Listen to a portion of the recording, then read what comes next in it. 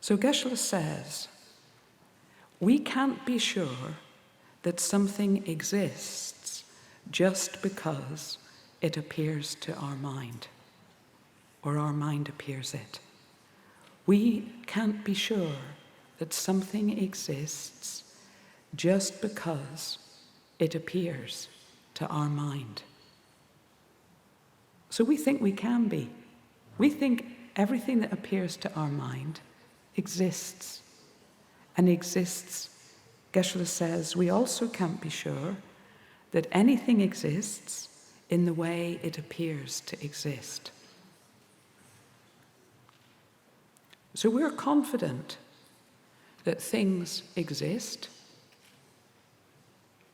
that are appearing. We're confident that they exist in the way they appear to exist. It's a little bit like my confidence going out through the wrong door. So we're actually making a mistake, but we don't realize it. We don't realize the mistake we're making.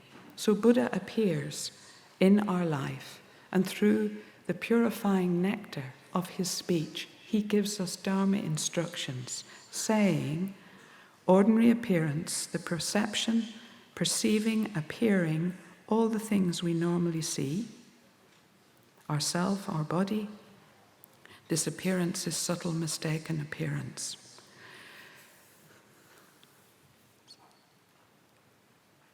So maybe first, I'd like to say, what is gross, mistaken appearance? Because if we know what gross, mistaken appearance is, we can begin to understand what subtle, mistaken appearance, what subtle, mistaken appearance is. So gross and subtle here, as they do in other places, in this context, refer to how difficult it is to understand it's a mistake. So with gross, mistaken appearance, it is not difficult. This is what gross means. Gross means not difficult to understand it's a mistake. So an example of gross, mistaken appearance would be seeing a mirage as water.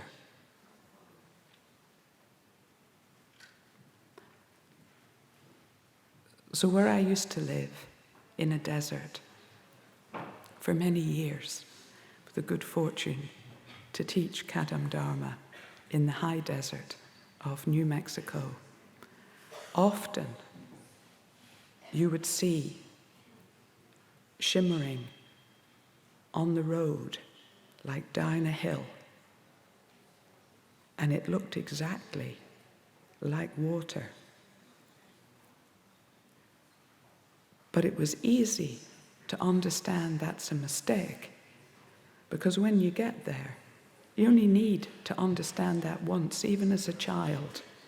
And we never believe that appearance. We understand it's a mistake. We don't think there's any water there. Looks like water, but it's a mistake. There is no water there. So this is an example of gross, mistaken appearance. We have many. Geshe says, seeing a mountainous blue, seeing a toy snake, a real snake. These are gross, mistaken appearances. And that it is easy, or let me say, it is not difficult or easy to understand those appearances are mistaken. So it's easy to understand it's a mistake. So here Geshe says, he actually says the teaching on gross mistaken appearance is implicit in this teaching. Here he says, this appearance is subtle mistaken appearance. So subtle mistaken appearance means it is very difficult to know it's a mistake. So our perception, appearing, perceiving, all the things we normally see, we don't think there's any mistake. It's very difficult to understand. It's a mistake. This appearance is subtle, mistaken appearance. So all the things we normally see,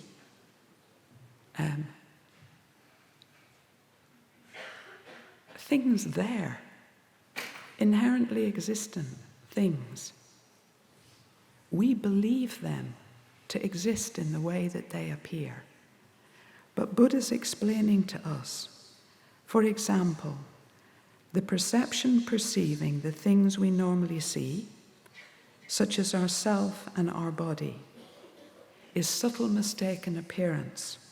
It is mistaken because ourself we normally see, our body we normally see, and all other things we normally see do not exist.